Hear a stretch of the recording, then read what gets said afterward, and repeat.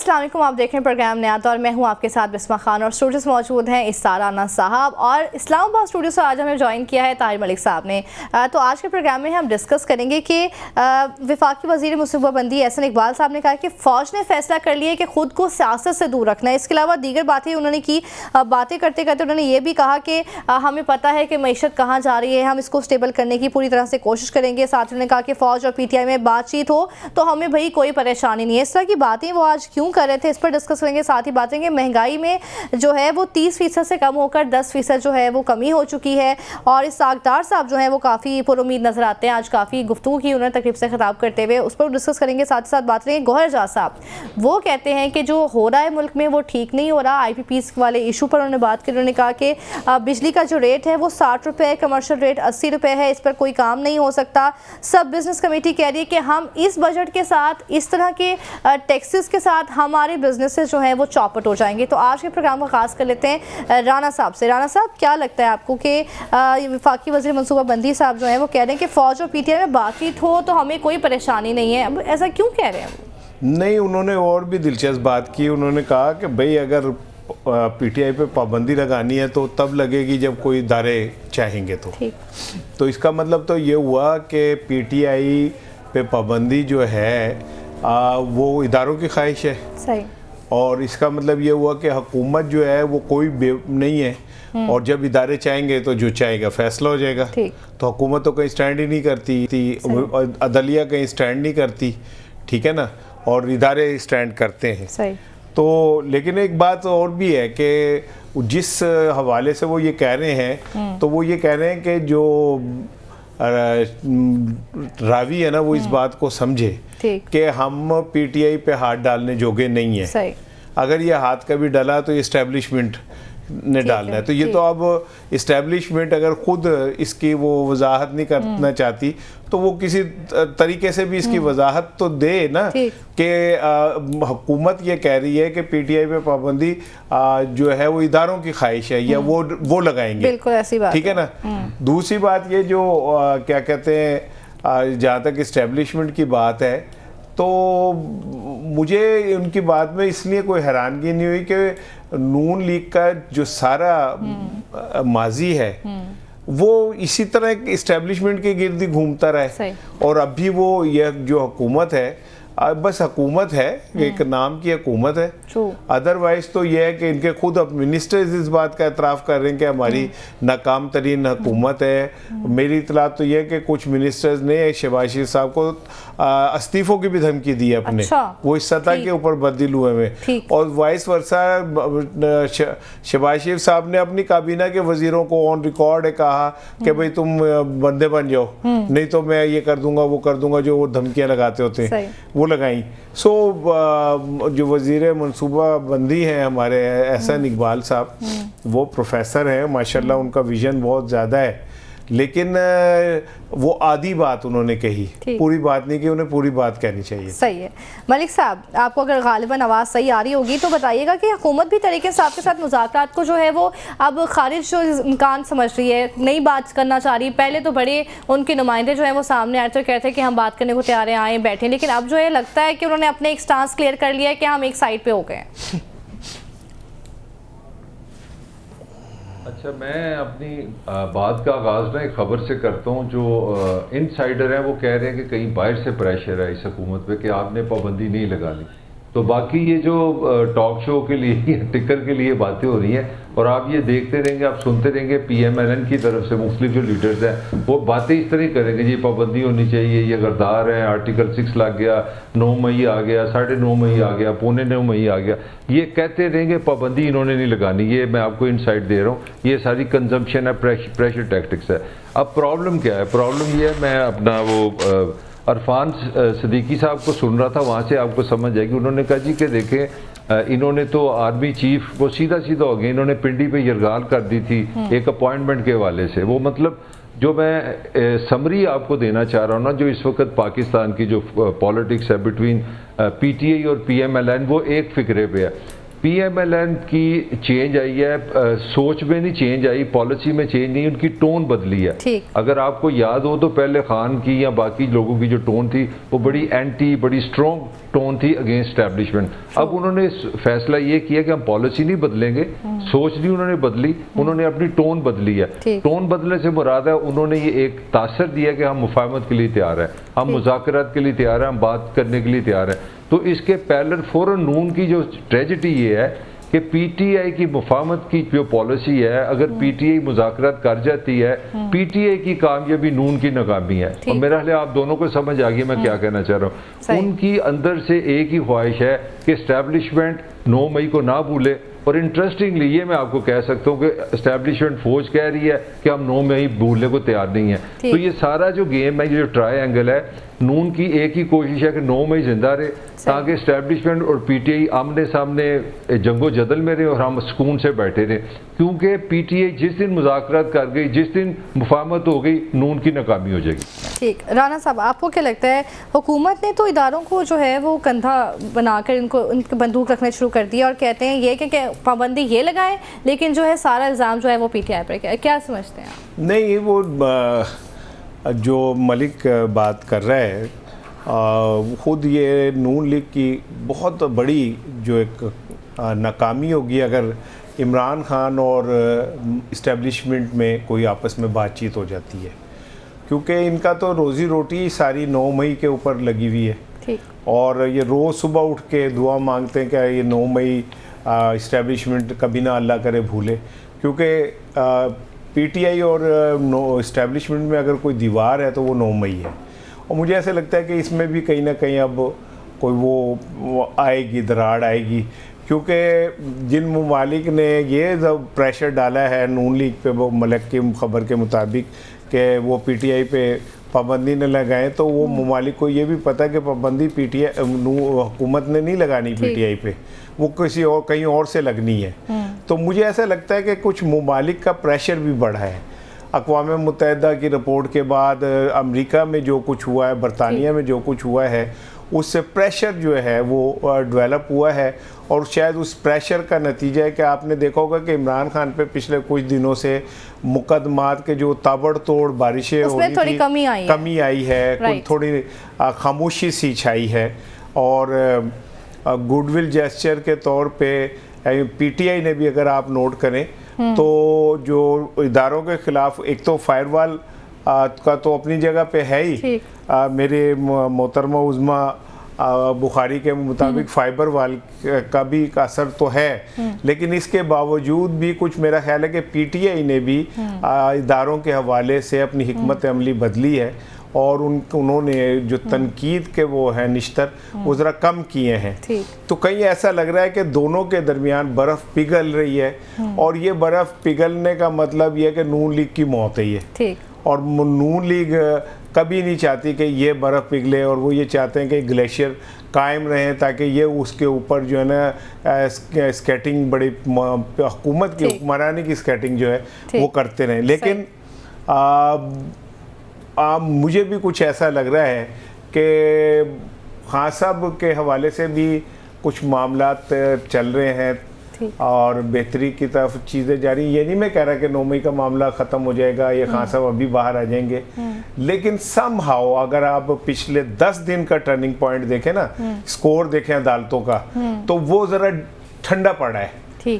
और जो खान साहब पे 12 मुकदमात थे 9 मई के हवाले से, ये वो उनमें भी कुछ थोड़ा सा खामोशी सी आई है। और दूसरी जानिब PTI की जानिब से भी कुछ थोड़ा गुडविल जेस्चर देखने को मिल रहा है। तो ये एक अच्छी अलामत है विफाक के लिए, पाकिस्तान के लिए। और मैं तो ये समझता हूँ कि पाकिस्तान की बेहतरी इसी में है कि इस्टेब्लिशमेंट और PTI आपस के इख्तलाफात भुला के एक दूसरे को कड़वी गोली जो है वो निगल के बर्दाश्त करें ताकि पाकिस्तान बेहतरी की तरफ बढ़ सके। ठीक, मलिक साहब आपको लगता है कि बर्फ़ पिघल रही है? देखिए, वो राने की एक पाकिस्तानी होने की हैसियत है तो मैं उसको सलाम करूंगा, उसकी जो सोच है, मगर जो मेरी इतलात हैं, जो मेरी अंडरस्टैंडिंग है वो ज़ीरो है। कोई बर्फ़ नहीं पिघल रही, कोई मोम नहीं पिघल रही, चीज़ें एज बैड एज जितनी हैं उतनी की उतनी हैं। उसका सबसे बड़ा सबूत अगर आप देखें इस मुल्क में सुप्रीम कोर्ट से ऊपर तो आप नहीं ना जा सकते। सुप्रीम कोर्ट ने आज से बहुत पहले कहा था 90 दिन में इलेक्शन हो। अब दूसरा केस अब आपके सामने आना शुरू हो गया। उन्होंने कहा जी कि 41+39 को आप मेंबर बनाएं और अल्लाह का नाम देके इनको मखसूस नशिस्तें दें।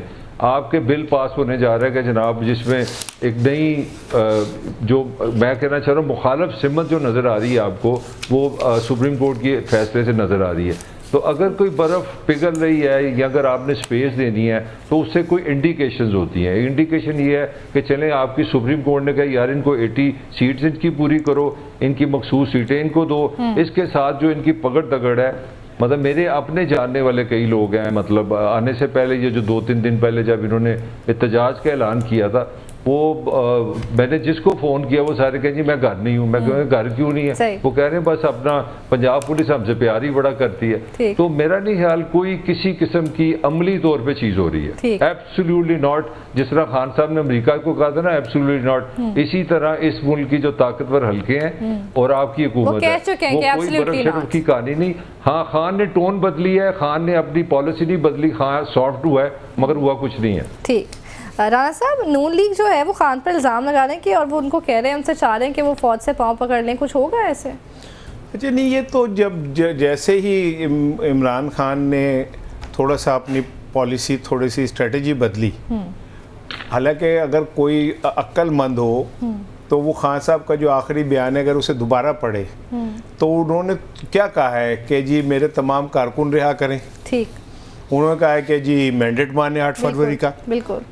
उन्होंने कहा है कि जी शफाफ इलेक्शन होने चाहिए। अब नून लीग वाले बेचारे, उनके पास जाहिर है 9 मई उनका सबसे बड़ा सहारा है, तो वो खान साहब पे यू टर्न फौज के वो पड़ गए। एक तो बात ये कि अगर खान साहब फौज के साथ कोई बात करते हैं तो पाकिस्तान की फौज है, हमारी फौज है, ठीक है। अगर हम आपस में क्यों नहीं बात कर सकते? सियासत जो है वो इंगेजमेंट का नाम है, इंगेज करने का नाम है, ठीक है ना। सियासत दरवाजे बंद करने का नाम नहीं है।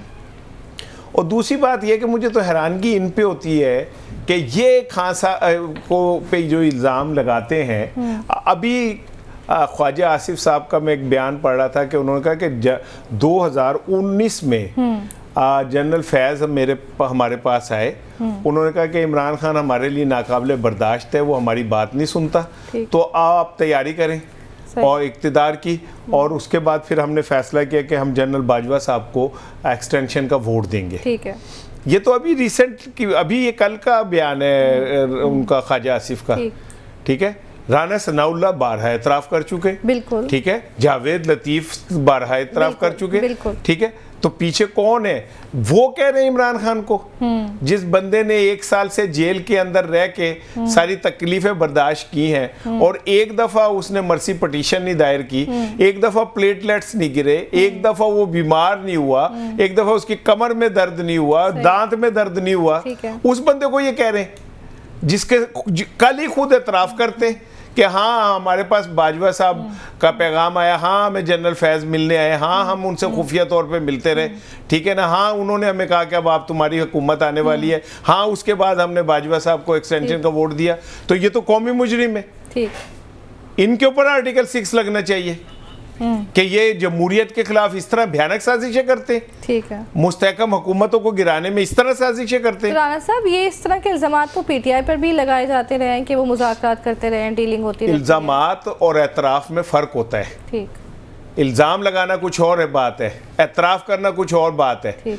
ये तो ख्वाजा आसिफ एतराफ़ कर रहे हैं, ठीक, राना सनाउल्लाह साहब एतराफ़ करते हैं, ठीक है, जावेद लतीफ़ साहब एतराफ़ करते हैं। अब जुबैर साहब की उनकी सुन ले, जुबैर साहब के करे ना कि ये उनके खिलाफ कोर्ट में जाए ना, वो कहते हैं कि जी हाँ लंदन के अंदर मुलाकातें हुई हैं नवाज शरीफ की, ठीक, जाए मिफ्ता इस्माइल के खिलाफ जो उस टाइम उस गेम का हिस्सा थे, डर्टी गेम का। जुबैर साहब तो तर्जुमान थे और जुबैर साहब तो on behalf of Muslim league Noon establishment से राब्ते में थे और वो उस टाइम मान रहे थे। तो जुबैर साहब कहते हैं कि लंदन के अंदर मुलाकातें हुई हैं, तो फिर एतराफ़ और इल्ज़ाम में एक फ़र्क है, और ये एतराफ़ है। और मैं तो ये कहता हूँ इनके खिलाफ आर्टिकल 6 लगना चाहिए, जिन्होंने एक हुकूमत के खिलाफ साजिशें की। और ये नून लीग का कोई पहली दफा नहीं हुआ, नून लीग का माजी है। नवाज शरीफ साहब ने उसामा बिन लादेन से पैसे लिए मोहतरमा बेनज़ीर भुट्टो के खिलाफ, नवाज शरीफ साहब ने ISI से पैसे लिए अब वो अदम एतमाद लाने के लिए मोहतरमा बेनज़ीर भुट्टो के खिलाफ, नवाज शरीफ साहब जो हैं काला कोट पहन के सुप्रीम कोर्ट पेश हुए एक मुंतखब वज़ीर आज़म के खिलाफ। नवाज शरीफ साहब हर हुकूमत को गिराने के अंदर ये इसी तरह हिस्सा बने। सर 2014 के धरने वो क्या थे? फिर 2014 के जो धरने थे, 2014 के धरने, TTP का धरना, मौलाना फजलुर रहमान का लॉन्ग मार्च, ठीक है, और नवाज शरीफ साहब का मार्च और रास्ते में फोन आने के बाद घर वापसी, ये सब एक ही सिले की कड़ी है। TLP का धरना था। मैंने किसका नाम लिया है? TTP, अच्छा TLP का नाम, आई एम सॉरी, ठीक है ना। अब देखे ना, एक तरफ वो अभी तक वो गिरफ्तार नहीं हुए सीनियर नायब सदर जिन्होंने धमकी दी थी क्या नाम है चीफ जस्टिस साहब को, तो ये रियासत पाकिस्तान में सब PTI वाले लोग चुन चुन के गिरफ्तार हो सकते हैं, वो अभी तक क्यों नहीं गिरफ्तार हुए? पंजाब की पुलिस क्यों नाकाम है? वो पुलिस जो अब तक छापे मार रही है। अभी मलक ने कहा है कि अभी ताज़ा तरीन उसने अपने लोग दोस्तों को फ़ोन किया तो उन्होंने कहा हम फरार हुए हैं, पुलिस छापे मार रही है। ठीक है ना। तो मैं बात कहीं और चली गई, मैं बात कर रहा था फौज के ऊपर। तो ये भाई 1981 से इसी तरह हो रहा है और इसी तरह चल रहा है बस। ठीक, मलिक साहब आपका क्या इस पे आप क्या बात करना चाहेंगे कि जिस तरह से हमेशा से कहा जाता रहा है कि एस्टैब्लिशमेंट कहती है खुद भी कि हम सियासत से दूर हैं, लेकिन आज जब एहसन इकबाल साहब खुद कह रहे थे कि फ़ौज ने फैसला कर लिया कि हमने खुद को सियासत से दूर रखना है, तो इन दोनों बातों में कितना तजाद है, कितना फ़र्क है? Your comment on that. देखें, पाकिस्तान की जो रियलिटी है वो डिफरेंट है और पाकिस्तान के जो वुज़रा के बयान हैं वो डिफरेंट होते हैं। यही इमरान खान साहब पे ये जो राना ने अभी सच बोला है कि एक ज़माने में ये सच था कि ISI के चीफ से लंदन से खान साहब भी मिले थे, वहाँ पे ताहिरुल काजी साहब लंदन से आए थे साइकिल पे बैठ के, 3 पहियों वाली साइकिल पे, चौधरी शुजात भी वहाँ पे शामिल थे, उस पर सारे एविडेंस आ गए हैं, बड़ी बयानत आ गए हैं। फिर खान साहब तो सुबह दोपहर शाम डी चौक में फरमाया करते कि अंपायर वो उंगली खड़खड़ी करने वाला, ताड़ी खैर नहीं, अंपायर मेरे साथ है। तो ये अकेले की खेल नहीं है। यहाँ पे तो अमेरिकन ने भी किताबों में लिख दिया है कि 2008 के इलेक्शन से पहले हमने क्या फ़ैसला किया था। सऊदी अरब भी आपको पता है कि पता नहीं वो क्या जादू होता है, नवाज शरीफ को कभी ले जाता है, कभी वापस भेज देता है। फिर सुनने में आया कि जब अपना बेनज़ीर साहिबा वापस आ गई, पाकिस्तान आ गई, वो किसी के कहने पे वापस आ गई और मुशर्रफ नहीं बोल सका, तो फिर जनाब सऊदी अरब का डंडा आ गया कि जनाब अगर बेनज़ीर आएगी तो फिर नवाज शरीफ भी आएगा। तो अगर आपने सच बोलना है तो सच में तो फिर सारे आते हैं। और खाली सच ये तो नहीं ना कि ये नवाज शरीफ या इमरान खान और बेनज़ीर का ही मसला है, तो फिर वो भी तो सच है ना जिन्होंने मुलाकातें की हैं। उन अगर ISI से जो आपकी सुप्रीम कोर्ट में केस पड़ा है, मेरा हाल उसका भी आज तक कोई अमल दरामद नहीं हुआ, तो मेरा हाल वो एक पाकिस्तान की रियलिटी बड़ी डिफरेंट है, एक डिस्कशन की हद तक बड़ी डिफरेंट है। मेरा अपना ख्याल है कि अगर पाकिस्तान इस चक्कर में चला जाए तो पाकिस्तान के पास 2 ऑप्शन हैं। या तो सुप्रीम कोर्ट कह रही है कि आप 41 बंदों को PTI की टिकटें दें, वो अभी तक वो इलेक्शन कमीशन को पंजाबी नहीं समझ आ रही, को पता नहीं, कभी कहते हैं सिंधी में बात कर रहे हैं, कभी वो फ्रेंच में बात करती है। सुप्रीम कोर्ट कहती है कि जनाब आप 90 दिन में इलेक्शन कराएं, आज तक वो नहीं हुए। पाकिस्तान का सबसे बड़ा क्राइसिस ये हो गया है कि यहाँ पे कोई ऐसी कंसेंसस वाली फोर्स नहीं है जो यहाँ तो बैठ के 47 से हिसाब लगा ले कि किसने कितना पाकिस्तान को तबाह करने में हिस्सा अदा किया। एक तो ये तरीका हमारे पास। दूसरा तरीका है कि हम सबको माफ कर दें। देखिए, हम अपना इस्लाम की तारीख से भी समझ सकते हैं। फतह मक्का में क्या हुआ था? फतह मक्का में तो यहाँ तक कह दिया गया था कि जो दरख्त के नीचे भी पनाह ले लेगा उसको भी माफी दे देंगे। तो आपके पास 2 रास्ते हैं, या तो आप रुथलेस आए, उसमें किसी को माफ ना करें। और मेरा नहीं ख्याल पाकिस्तान के पास कोई ऐसा इदारा है जो जिसके पास ये सलाहियत है, क्योंकि सारों की कोई ना कोई कंट्रीब्यूशन है। दूसरा ये है कि let's start a new day, एक नया दिन का आगाज करें और सारी उसमें रियासत भी आ जाए, स्टैब्लिशमेंट आ जाए, हुकूमत आ जाए, अपोजिशन आ जाए, मीडिया आ जाए, और सारे इंसान बन के माफी मांगे कि हमने पाकिस्तान के साथ ज्यादती की है और आज के दिन के बाद हम एक नया रास्ता लेंगे। आपके पास तीसरा कोई रास्ता नहीं है। ठीक है, मलिक साहब साथ ही रहेगा। साहब, आपको क्या लगता है कि ताहिर मलिक साहब ने ताहिरुल कादरी साहब की बात की, कहाँ गए वो? काफी मंजर आम से गायब हुए हैं। ताहिरुल कादरी साहब तो एक इंडिविजुअल है ना, लेकिन जो मलक बात कर रहे हैं, तो क्या हमने पहले NRO नहीं दिया क्या मुशर्रफ साहब ने पहले एनआरओ नहीं दिया? और मेरा ख्याल है कि नबी पाक सल्लल्लाहु अलैहि वसल्लम की रहमत जो है उसको का मुआजना हम आज के लोगों से नहीं कर सकते। उस दौर में जिनको माफ़ी मिली थी उनके साथ उन्होंने पर्सनल लेवल के ऊपर अजियतें दी थी, वो सारा कुछ किया था। लेकिन मेरा ख्याल है कि अगर मेरा ये यकीन है कि उस किसी दौर में भी, इस्लाम के किसी रोशन दौर में भी बेशक माफ़ी हमेशा कायम रही, लेकिन चोरों को, डाकुओं को, लुटेरों को, कौमी ख़जाना लूटने वालों को, मुल्क का तबाह करने वालों को, मनी लॉन्ड्रिंग करने वालों को, इंसानी हकूक़ छीनने वालों को, मेरा ख्याल है उनको तो कोई माफ़ी नहीं है। उनको माफ़ी अगर देगी तो अवाम ही देगी। ठीक, अवाम जिनको आपने मौत के दहाने पे पहुंचा दिया है अपनी पॉलिसियों से, खुद तुम खरबोपति हो गए हो और अवाम जो है वो भूखे मर रहे हैं, तो ऐसे लोगों को तो नहीं माफ़ी, ऐसे लोगों को तो चौकों में लटकाना चाहिए। ऐसे ही है। मैं तो किसी एनआरओ माफ़ी के पे यकीन नहीं रखता। मैं तो इस बात पे यकीन रखता हूँ कि जिन्होंने इस मुल्क को लूटा, कोई भी हो, वो उसमें चाहे पीटीआई क्यों ना हो, पीटीआई ही हो, ठीक है, उनको लुटा, उनको लटकाएं चौकों पे, उनको उल्टा लटका के उनके मुंह से पैसे निकालें, जब तक वो ना निकालें उन्हें सीधा ना करें। ये कौन सा तरीका है कि जी जिन्होंने मुल्क का बेड़ा गर्क कर दिया, जिन्होंने पाकिस्तान की इकोनॉमी को तबाह करके रख दिया, जिन्होंने जनाब यहाँ से मनी लॉन्ड्रिंग करके बिलियंस डॉलर पाकिस्तान से बाहर भेजे, कोई कहीं स्विस बैंकों में पड़े, कोई लंदन बैंकों में पड़े, कोई अमेरिकन बैंकों में पड़े, दुबई के अंदर कोठियां हैं, लंदन में कोठियां हैं, हम उनको कैसे माफ कर दें? ठीक, उनको तो चौकों में सजाएं मिलनी चाहिए, उनको कोई माफी नहीं है। और पाकिस्तान का हल सिर्फ एक ही है, मैं मलिक से बिल्कुल डिफर करता हूं, देयर इज नो एनआरओ। ठीक, जिन लोगों ने पाकिस्तान को बेड़ा गर्क किया उनको चौकों में लटका के सजा मिलनी चाहिए। जब तक निशाने इबरत नहीं बनाएंगे पाकिस्तान को तबाह करने वालों को, तब तक इस तरह के लोग पैदा होते रहेंगे। और वो लोग कहीं पे भी बैठे हों, वो चाहे वो पार्लियामेंट में बैठे हों, चाहे वो कई इदारों में बैठे हों, ठीक, जब तक आप उनको सजा नहीं देंगे, उनका गिरबान नहीं पकड़ेंगे, तब तक कुछ नहीं होगा। और ये जब तक आप नहीं करेंगे, पाकिस्तान का हाल यही रहेगा जो आज हाल हुआ है। ठीक है राना साहब, आप निशान इबरत बनाने की बात करें तो आज जो है वो इसाक डार साहब कहते हैं कि पीडीएम हुकूमत का सिर्फ एक ही एजेंडा था कि मुल्क को दिवालिया होने से बचाना है, तो क्या बचा लिया? डिस्कस करेंगे इस ब्रेक के बाद, साथ रहिए।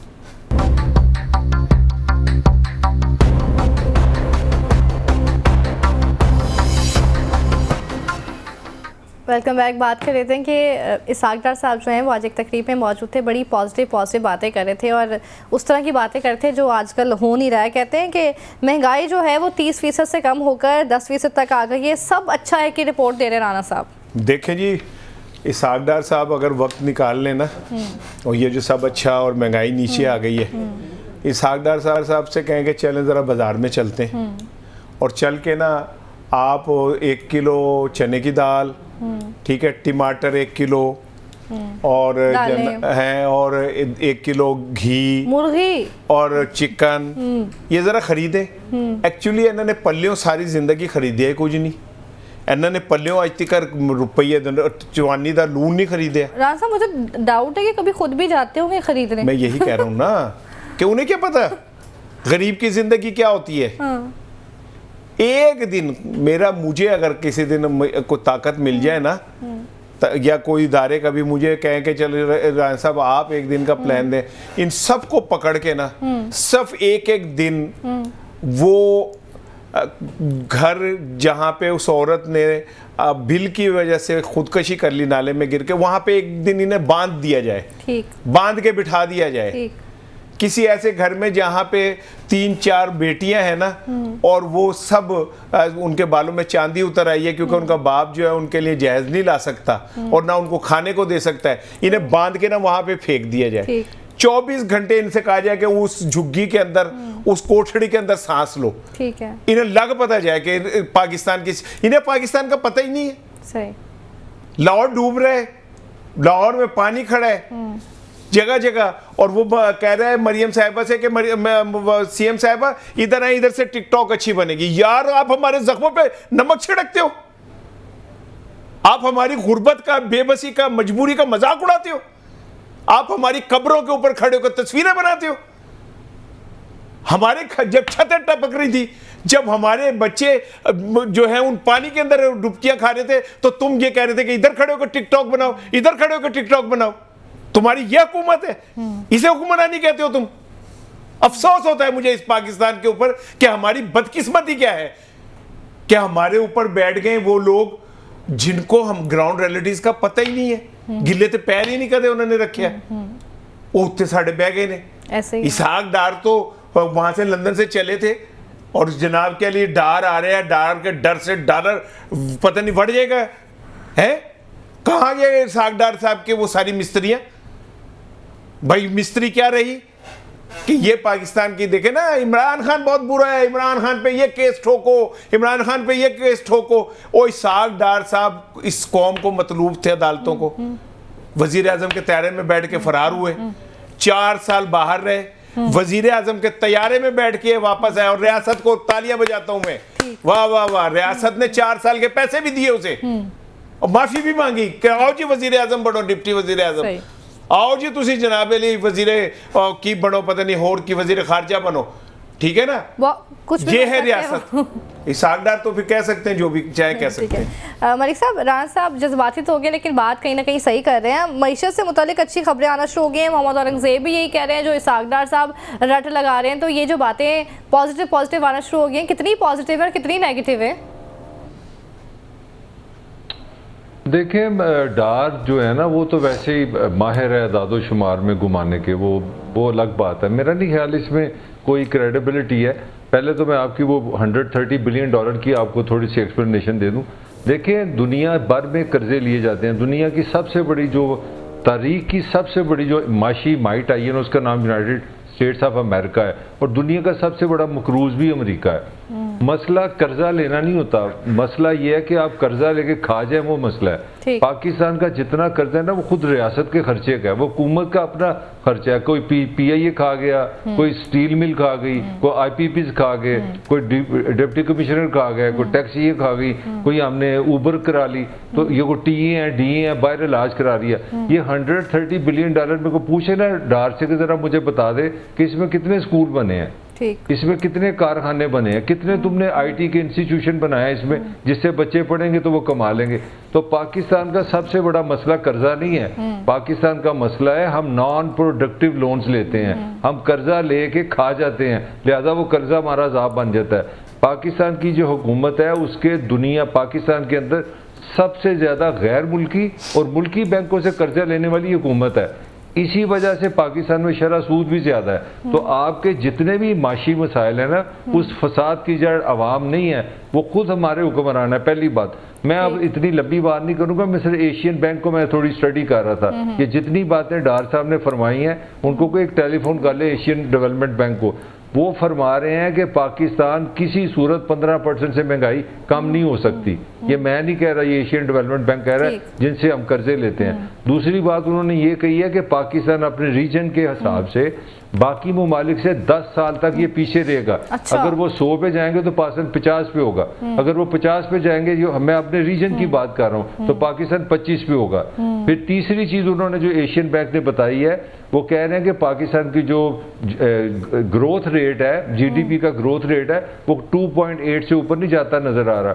याद रहे कि हमारी जो पॉपुलेशन ग्रोथ है वो 3% है, यानी कि अगर आप एक साल में 2.8% ज्यादा पैसा कमाते हैं तो 3 बच्चे भी आप ज्यादा बढ़ा देते हैं, तो हमारी जो ग्रोथ है वो माइनस हो जाती है। क्योंकि जो थोड़े बहुत पैसे आप अपनी डेवलपमेंट करते हैं, पैदावार बढ़ाते हैं, आप जिस रफ्तार से लोग बढ़ा रहे हैं, last of the my talk 2025 में पाकिस्तान की पॉपुलेशन 50 करोड़ होगी। 50 करोड़ होगी, तो आप जितने लोग पैदा कर रहे हो उसके लिए 2.8 ग्रोथ रेट तो कॉमेडी भी नहीं है। ठीक। तो राना साहब, ये जो मलिक साहब ने अदाद शुमार बता दिए, टीचर्स बता दिए, बड़े खौफनाक हैं।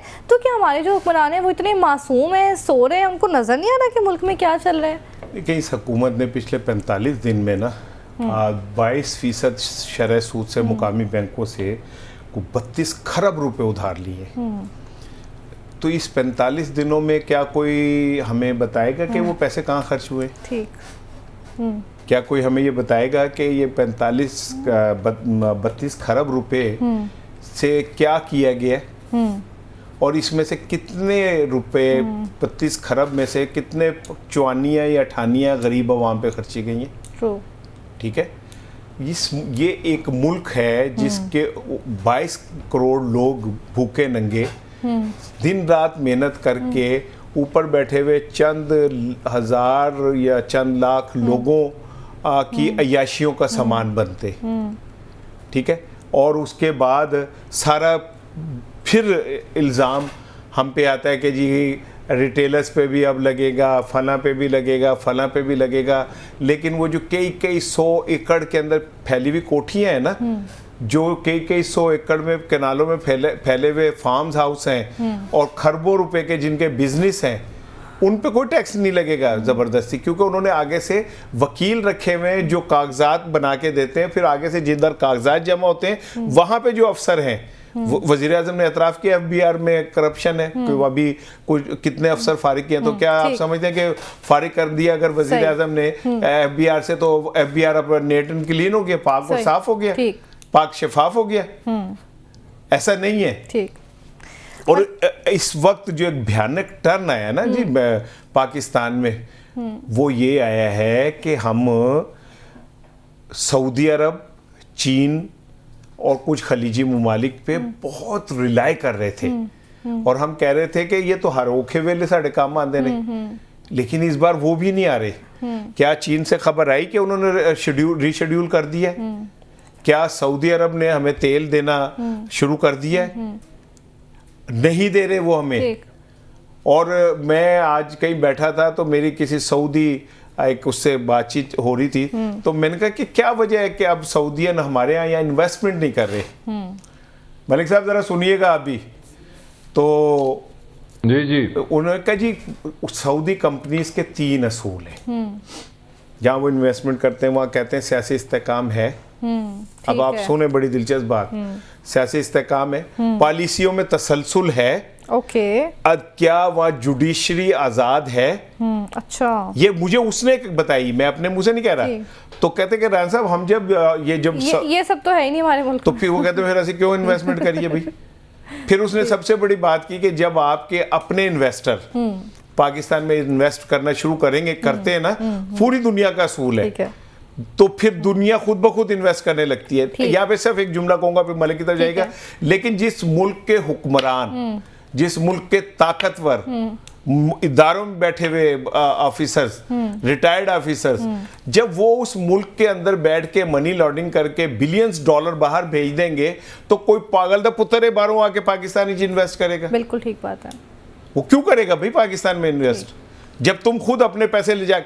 थोड़े कारोबार बाहर ने, शरीफ फैमिली के कारोबार बाहर हैं, इसहाक डार साहब के कारोबार बाहर हैं, हमारे तो बहुत सारे रिटायर्ड अफसरों के कारोबार बाहर हैं। तो तुम किस मुंह से कहोगे कि जी पाकिस्तानी जाके इन्वेस्टमेंट करें? बिल्कुल ऐसी बात है। मलिक साहब, राना साहब बात बिल्कुल ठीक कर रहे हैं। अगर हम खुद अपने मुल्क में इन्वेस्ट नहीं करेंगे और बाहर इन्वेस्ट करेंगे तो फिर कोई और आके कैसे हमारे मुल्क में इन्वेस्ट कर सकता है? साथ ही साथ आज जो है वज़ीर आज़म शहबाज शरीफ ने चीनी वफ़द के साथ एक मुलाकात की है। गालिबन आपने देखा होगा, काफ़ी पॉजिटिव नजर आते, कह रहे थे कि इंटरनल दोस्ती है, जो कि अभी राना साहब कह रहे थे कि कोई इंटरनल दोस्ती नहीं, लेकिन उन्होंने कहा कि इंटरनल दोस्ती है। तो लगता है आपको चीन जो है हमारा इंटरनल दोस्त है, हमें सपोर्ट करता रहेगा, करेगा फर्दर?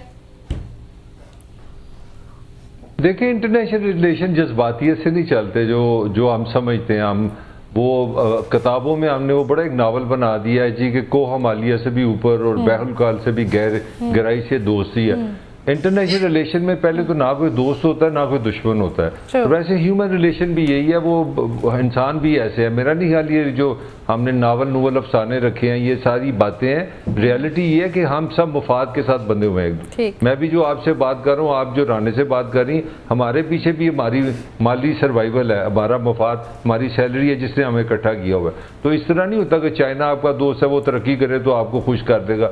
अगर आप इतनी बात करें तो ये नहीं है। जो असल बात मैं करना चाह रहा हूँ, चाइना ने कुछ नहीं करना, वो मैं आपको डिटेल भी दे देता हूँ कि पाकिस्तान इस वक्त कहाँ फंसा हुआ है। अगर चाइना की आप बात करते हैं, मैं जो असल बात पहले वो करना चाह रहा हूँ जिस मौजू पे हम बात कर रहे हैं। डिप्टी वजीर अपना आजम इसहाक डार ने एक काम की बात की है जिस पे ये बात करके भाग जाते हैं। सरकार ने फरमाया है कि पाकिस्तान की माशी तरक्की के लिए इस्लाहात की ज़रूरत है। ये असल पॉइंट है जो हम छुपा जाते हैं। फिर मैं वज़ीर ख़जाना की थोड़ी सी स्टेटमेंट को स्टडी कर रहा था, उसने कहा है कि IMF से सिर्फ छुटकारे के लिए, निजात के लिए हमें इस्लाहात की ज़रूरत है। ये है असल मसला। असल मसला ना चाइना है, ना दोस्ती है, ना कर्जे हैं। असल मसला वो इस्लाहात क्या है, ये आप सवाल करें। इस्लाहात ये हैं कि आप जब तक इन IPPs का अजाब रखेंगे 2000 अरब आप उनको देंगे। आपकी जो अशराफिया है, जो आपकी इंटेलिजेंस, जो हुक्मरान है, वो जो फ़ायदे उठा रहे हैं आपको हुक्मरानी के, वो 2500 अरब है। आपका PIA जो है, PIA आप मुफ्त भी किसी को दे देना तो 1000 अरब रुपए का उसका खसारा है। आपके जितनी, जब तक आप इस तरह इतनी हैवी सरकार बना के ढेर सारे सरकारी मुलाजम जमा करके आप पाकिस्तान नहीं चला सकते।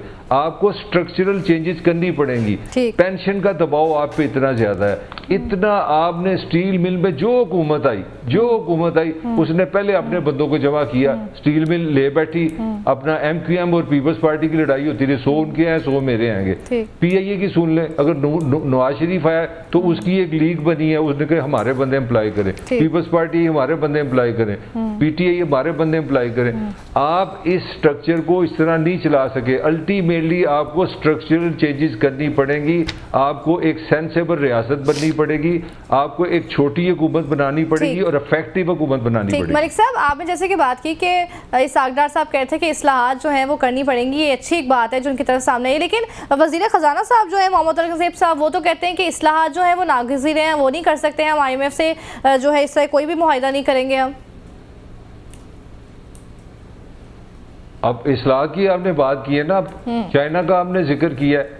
पाकिस्तान का सबसे बड़ा मसला बना है कि आपने 15-20 बिलियन डॉलर जो है ना चाइना के देने हैं। आपने IPPs के जो मुआहदे किए हैं वो देना हमें डिटेल, वो कितने ख़तरनाक मुआहदे हैं। और आप ज़रा अंदाज़ा लगाएं, चाइना से जो हमने IPPs का मुआहदा किया वो खाली ये मुआहदा नहीं कि हम आपका IPPs चलाएंगे, कोयला भी जो है वो भी बाहर से आएगा। और पाकिस्तान में जो कोयला आता है वो आता है जनूबी अफ्रीका से। आप कोला फ्री भी आपको मिले ना तो उसकी इतनी कीमत बढ़ जाती है यहाँ के तकरीबन 60-70 रुपए का वो यूनिट बन जाता है। यही अगर आप पाकिस्तान का कोयला यूज करें, वैसे कोयला यूज करना गुनाह है, पाकिस्तान को तबाह करने की पॉलिसी है एनवायरनमेंट वाइज। तो अगर आपने कोयला यूज करना है, अगर आप लोकल करें तो 5-6 रुपए का यूनिट है। तो यह इस्लाहात के बगैर आप किस तरह कर सकते हैं? ये सिर्फ मैं बार बार जो कहता हूँ, ये हमारी टॉक शोज कंजम्पशन होती है, ये फिक्रे बोल देते हैं, टिकर बना देते हैं, हमारी लॉटरी निकल आती है, हम प्रोग्राम करके घर चले जाते हैं। ठीक।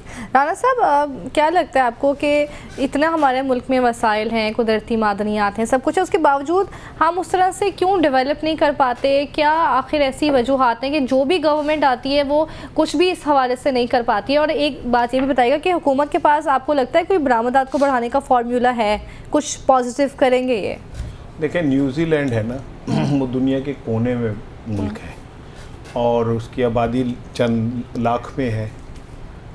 वो दुनिया का मेरा ख्याल है गोश्त का मेरा 60% जो है वो एक्सपोर्ट करते हैं।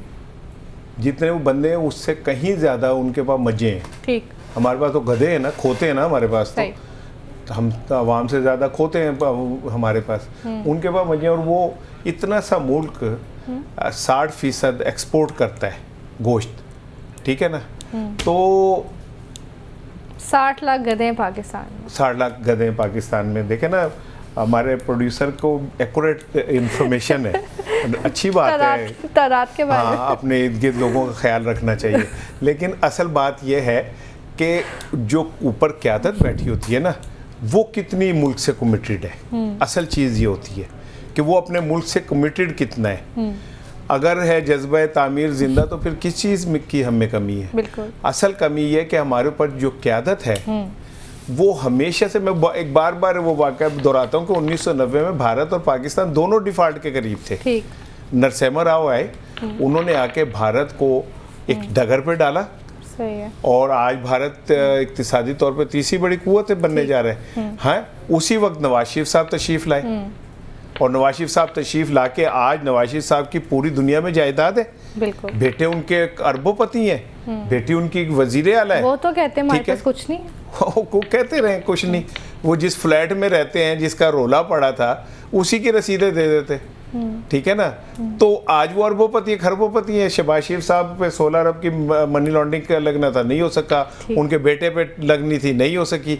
तो फिर फर्क हुक्मरानों के वो नजर आ जाते हैं। अदरवाइज अगर पाकिस्तान में कोई एक विल वाला वजीर आजम होता तो क्या, हमारे पास मिनरल्स, हमारे पास ऑयल भी हमारे पास है, हम अगर ना लेने दिया जाए कि हमारे पास सब कुछ मौजूद है। नहीं है तो क़यादत मौजूद नहीं है, क्योंकि हमें हमेशा से 2 नंबर क़यादत मिली। और मुझे दुख इस बात का है कि हमारे अपनों ने वो क़यादत हमारे सरों पे मुसल्लत की। बस मलिक साहब, चूंकि आपकी इकॉनमिक रिस्क थोड़ी सी ज़्यादा है, तो बस एक लास्ट कमेंट आपका चाहिए कि IMF से छुटकारा आखिर कैसे मुमकिन है, कोई एक सूरत बताइए जल्दी से। देखिए, IMF से अब हमारे छुटकारे की ज़रूरत है। हम क्वालिटी के इंसान बनाएं, हम ह्यूमन डेवलपमेंट करें, पढ़े लिखे लोग बनाएं और अपनी एक्सपोर्ट बढ़ाएं। जब तक पाकिस्तान एक्सपोर्ट नहीं बढ़ाएगा, पाकिस्तान IMF से नहीं बच सकता। ठीक, हाजिर होते हैं इस ब्रेक के बाद साथ हैं।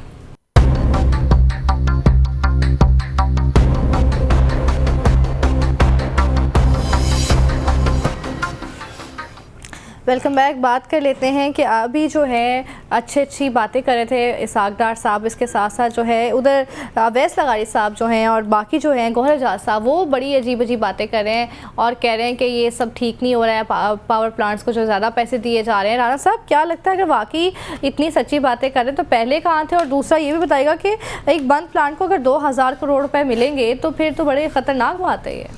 भाई, मैं जो बात बार कहता हूँ, मेरे के लोग, मैं की तरफ चला जाता हूँ। मैं ये कहता हूँ कि इस वक्त पाकिस्तान के पूरा निज़ाम एक शख्स को चोर साबित करने पे लगा हुआ है।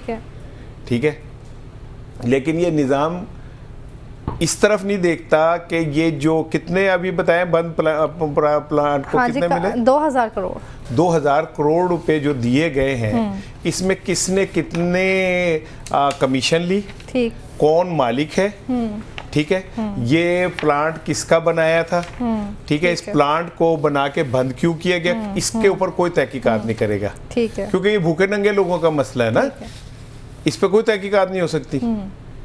होना तो ये चाहिए कि अब तक कितना शोर मचा है, क्या कौमी असम्बली ने फौरी तौर पे वो बिल पास कर रहे हैं कि जी इलेक्शन कमीशन में जिसने यूं कर दिया अब यूं नहीं होगा, वो कायमा कमेटी से भी पास हो गया, कौमी असम्बली में वो फाइनल होने जा रहा है क्या। लेकिन अब तक इतना शोर मच चुका है, कौमी असम्बली में ये फहरिस्त पेश की गई कि ये प्लांट्स किन किन के, कौन कौन मालिक है। बिल्कुल सही बात है। आज तक इनको कितने पैसे किस मालिक को कितने मिले, ठीक है, और उस मालिक ने, जो बड़ी बात आपको मैं कहने लगा हूं, ये तहकीकात होनी चाहिए कि इन प्लांट्स के मालकान ने पॉलिटिकल पार्टीज को कितने पैसे दिए उनके इलेक्शन में, और उन मालकान को कारोबार के लिए कितने पैसे दिए। ये इतना बड़ा स्कैंडल है, पाकिस्तान की बका का मसला है, 24 करोड़ लोगों की जिंदगी का मसला है। उस तरफ क्यों नहीं अदालतें तवज्जो दे रही, उस तरफ इदारे क्यों नहीं तवज्जो दे रहे। एक बंदे को फिक्स करने पे चले में आप सारे, पूरा पाकिस्तान लगता है एक ही बंदे को फिक्स करेगा। सही, इतना बड़ा ये जो जिससे मुल्क डिफॉल्ट हो गया, ठीक है, उनके गिरबान में किसी ने हाथ नहीं डालना, इसलिए नहीं डालना कि मजा दिया भैना होंदियां ने, ठीक है। आप कैसे डाल सकते, बुक्कल दे चोरा कौन देखेगा, मंजी थले डांग कौन फेर सकता है, कोई नहीं फेरेगा, ठीक है ना। क्योंकि जब अगर आपने इस शीशे को साफ किया तो आपके अपने चेहरे नजर आ जाएंगे बीच में, ऐसी बात, इसलिए आप उस तरफ नहीं जाएंगे। ठीक, मलिक साहब, राना साहब बात बिल्कुल ठीक करें, आखिर क्यों इस तरफ तवज्जो नहीं दी जाती? देखिए, पहला तो सवाल ये है कि पूरी दुनिया में एक बात कही जाती है कि सच का कोई टाइम नहीं होता। 10 साल आप पाकिस्तान के फेडरल मिनिस्टर हैं तो सच बोलने का आपको याद ही नहीं आया। ठीक है, अब आपको पता नहीं, परसों आपने नाश्ता किया, आपको IPP सारी गेम ही समझ आ गई है गौर साहब को। भाई, कोई खुदा का वास्ता, कुछ सच का कोई सीजन नहीं होता, झूठ हमेशा झूठ होता है, सच हमेशा सच होता है। तो जो बंदा, जब आप पावर में हो, जब आप सच नहीं बोलते, आपकी क्रेडिबिलिटी नहीं रहती। और आपको मैं थोड़ी सी IPPs की और कहानी सुनाऊं जिसपे कोई बोलता ही कोई नहीं है पूरे पाकिस्तान में। पाकिस्तान की ट्रेजिडी ये है कि गर्मियों में हमारे यहाँ तकरीबन 35 से 40 हज़ार मेगावाट तक हमारी डिमांड चली जाती है, और आप दोनों को बताने की जरूरत नहीं जितनी गर्मी यहाँ पड़ती है। सर्दियों में ये डिमांड चली जाती है 9000। तो हमारे यहाँ आप जितनी मर्जी उस्तादी लगा लें, सर्दियों में आपके पास 20-25 हज़ार मेगावाट बिजली फालतू होगी अगर आप सारी बनाएंगे। मेरा पॉइंट समझ गई हैं? आपके पास हमेशा ये गर्मियों में आपके पास कम बिजली हो जाएगी, सर्दियों में ज्यादा हो जाएगी। आपकी पॉलिसी ही गलत है। बारिश हो जाए तो वैसे बिजली गायब हो जाती है। वो इतनी लंबी बात। जी कंटिन्यू। अच्छा, दूसरी इससे भी मैं बड़ी आपको बताऊं, जो एक स्टडी आई है कि जो पाकिस्तान में IPPs लगाए हैं, वो राणे जैसे समझदार लोग अमेरिका कनाडा गए हैं तो उन्होंने स्क्रैप में, ये मजाक कर रहा हूँ, उन्होंने स्क्रैप में जो पुराने IPPs थे ना 50 की टेक्नोलॉजी के वो लिए हैं। और मैं वो स्टडी पढ़ रहा था, वो कह रही हैं कि अगर आप 5 लीटर पेट्रोल से इन IPP से जितनी बिजली बनाते हैं ना, आज का जो IPP है उस पर 1 लीटर से इतनी बिजली बन जाती है। हमने दुनिया की सबसे नाकस तरीन टेक्नोलॉजी ली हुई है, जिसमें waste of technology, waste of ईंधन, जिसको आप गैस कह लें या तेल कह लें, वो भी सबसे ज्यादा है। फिर जो आप कोयले से काम कर रहे हैं, आप पाकिस्तान के साथ इतनी बड़ी ज्यादती कर रहे हैं। आपने साहिवाल में कोयले का प्लांट लगा दिया, जो पंजाब की माँ है, जो ग्रीन है, आप वहाँ पे पोल्यूशन ले आए, तो ये खाली कैपेसिटी चार्जेस से बड़ी लड़ाई है। फिर इसके अलावा मुझे ये बताएं कि यहाँ पे ये तो शोर बढ़ गया जी, कैपेसिटी चार्जेस बढ़ गए, तो ये जो बिजली महंगी करते हैं ये किस खुशी में करते हैं? ठीक है। तो IPPs का जो मामला है वो इतना संजीदा है, उसमें एक गुनाहगार नहीं है। ये आप अगर एक ही केस इन पे कर देना, सिर्फ हुकूमत पाकिस्तान, मैं आपको एक मिसाल दे देता हूँ, अमेरिका की दे देता हूँ। अमेरिकन रियासत ने ईरान से एग्रीमेंट किया कि जी हम आपको एटमी, उनसे कोई एग्रीमेंट हो गया, हमें ऐसा डराते हैं जैसे पता नहीं जान निकल गई एग्रीमेंट करके। और अमेरिकन प्रेसिडेंट आया अपना ट्रंप, उसने आते वो पता नहीं उनका भी कोई सदारती फरमान कहते हैं या ऑर्डिनेंस किया, उसने एक अपना ऑर्डर पेश किया, उसने कहा चुको मुआहदा, केड़ा मुआहदा, खत्म हुई बात। मलिक साहब, अब आप सिंपली एक काम करें इंसानों की तरह, आप ईमानदारी से, आपकी सरकार करिए 90 IPPs है, आप 90 की इंस्पेक्शन कराएं। मैं आपको चैलेंज करता हूँ, इसमें आधे से ज्यादा IPP ओवररेटेड है, वो मर गए हुए हैं, उनकी एज खत्म हो गई है, वो लाशें हैं, आप उनके पैसे देते जा रहे हैं। ठीक, राणा साहब, your last comment on that. बस एक और दिलचस्प बात आपको बताऊं कि पाकिस्तानियों ने बड़े पैमाने पे सोलर प्लांट्स लगाए ना, तो जिसका मतलब ये हुआ कि हमने अपने अपने घरों में छोटे छोटे IPPs लगा लिए और हम उसके खुद जिम्मेदार हो गए। अब जब हमने अपने वो IPPs लगा के अपनी बिजली बना ली, तो वो पैसे जो कैपेसिटी बिल्डिंग चार्जेस के नाम पे थे, वो कौम के ऊपर मजीद डबल हो गए, क्योंकि जो बिजली मैं बना रहा हूँ वो मैं इस्तेमाल कर रहा हूँ अपने पल्ले से। ठीक है। अब जो बिजली मैंने बना ली और जो बिजली नहीं बनी थी उसके पैसे भी अब मैंने ही देने। ठीक है, ठीक है। यानी कि कहते हैं ना, डाडे दा 27 दा सौ हुंदा है, पौ 12 3 काने भी साडे, 3 काने साडे, पौ 12 उन्हां दे। यानी हम अगर अपनी बिजली भी बनाएंगे तब भी कौम ने पैसे उन्हें पूरे ही देने। ठीक है। अगर पाकिस्तान का हर फर्द अपना IPP बन के अपने घर में बिजली बनाने लगे ना, तब भी पैसे हमने उनको पूरे देने। ठीक है यार, इससे बड़ा जुल्म दुनिया में कहीं हो सकता है? और हो ही जा रहा है। नहीं हो सकता, और हो ही जा रहा है। नहीं हो सकता, लेकिन हो ही जा रहा है। ठीक है ना। और हम जो है आंखें बंद करके और देख रहे हैं अपनी मौत को अपनी तरफ बढ़ते हुए। एक नस्ल हमारी पहले वाली जो है वो गुर्बत के हाथों एड़ियां रगड़ते हुए, मजबूरी में स्ट्रगल करते हुए गुजर गई। दूसरी नस्ल मलक सुबह से शाम तक, मैं यहाँ से शाम से याजूज माजूज पैसे कमाने, रोटी धोकर निकलते हैं, हम भी फारिग हो जाएंगे। हमारी ऐसे आगे आने वाली नस्लें जो है वो भी इसी तरह फारिग हो जाएंगी। लेकिन हमारे ऊपर जो बैठे हुए लोग हैं, ठीक है ना, उनको बारिश के अंदर उनका ऑफिसर कहेगा कि मैडम टिकटॉक यहाँ अच्छी बन सकती है, यहाँ पे आगे खड़ी हो। आज देखा था ना भाई साहब एक बड़ी धुआंधार प्रेस कॉन्फ्रेंस कर रहे थे कि 4 बजे तक क्यों चल रहा है, ये सारी खबरें देखी थी आपने प्रेस? जी मैंने देखी थी। तो ये पाकिस्तान में जब तक आप इन चोरों को, मुल्क के को नुकसान पहुंचाने वालों को, आइन को तबाह करने वालों को, पार्लियामेंट के गलत से इस्तेमाल करने वालों को चौकों में सजा नहीं देंगे, कुछ नहीं। आज बाय द वे जो है वज़ीर-ए-आज़म शहबाज शरीफ साहब ने 10 दिन मजीद बढ़ा दिए कि जो बिजली के बिल्स हैं नाज़रीन, वो जो हैं आप 10 दिन डिले के बाद दे सकते हैं। थोड़ा सा राणा साहब रिलीफ मिला है आवाम को। हाँ जी, आप मौत दिखा के आप बुखार पे राजी कर लें, ये भी बड़ी बात है। ठीक है ना।